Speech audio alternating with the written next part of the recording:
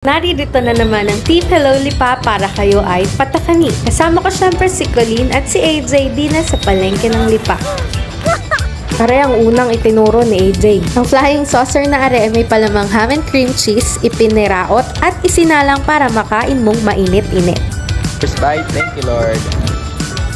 Sarap. Sarap na rin pang merienda. Samahan mo na ng kanilang sagot gulaman.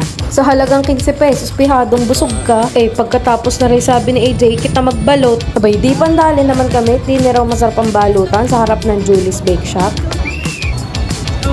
Nagtalo pa kung sinong kakain ng sisiw at di ako nakain yan at ako'y naaawa. Di si Colleen nang nangain. Solve! Abagad-digat pag nasa palengke, matik na pag nakakita na rin tusok-tusok, kukuha agad ng baso at steak at tutusukin na kung alin ang iyong gusto. Di ang akin na ikikiam at isaw at yan aking paborito. Di napadaan kami din nugang kakakit ng mga donut na aray bagos kagaganda pa naman magtitinda. Di kami napabili. Ayos din, sakto lang ang tam-ace.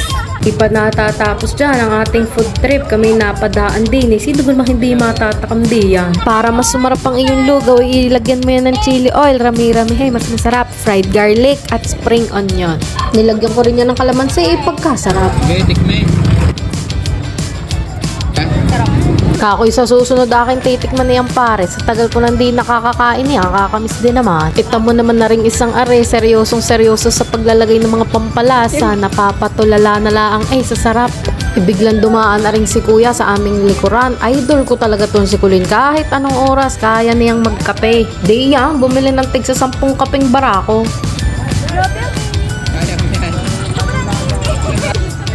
Kabango naman sadya ng kapeng barako. Si ate mo Colleen, tamang inom lang ang kapeng barako sa Gedli. Ako'y napakaway na lang, kabusog ko ngayong araw. Kami pa uwi na, abay napadaan kami din nugat di pa rin pinalagpas. Hindi kami napabili pa ng kamote at banana kayo. Ba't ganyan kumain? Kaya kayo? Buti na lang at naalalang magbayad. Kung nagkataong nakalimutan ay kakahiya naman din kila kuya. Kaya kung kayo ay natakam sa aming food trip na are, di nila ang yan sa Lipa Palengke.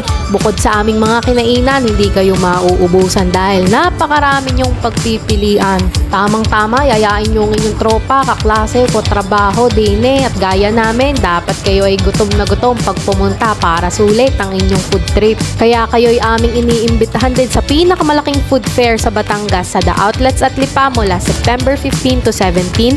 Kita-kits tayo doon at pihadong napakaraming pagkaing pagpipilian at napakaraming activities ang hatid ng The Outlets at Lipa. Siya, paano? Kita-kits sa ating susunod na food trip. Bye!